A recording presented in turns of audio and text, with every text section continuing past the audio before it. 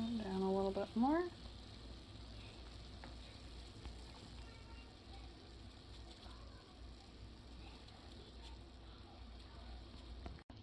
Almost done.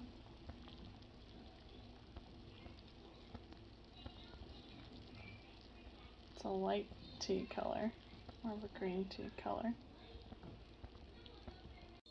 It's done. So let's pour a little bit into here. Don't mind my dirty stove.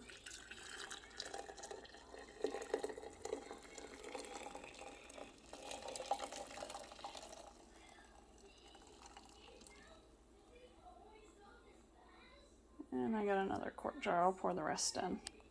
So I ended up with about 1.5 quarts. Left a little space to put some sweetener in the first jar. So I'll put some honey in there, and then when they've cooled down to room temperature, I'll put them in the fridge.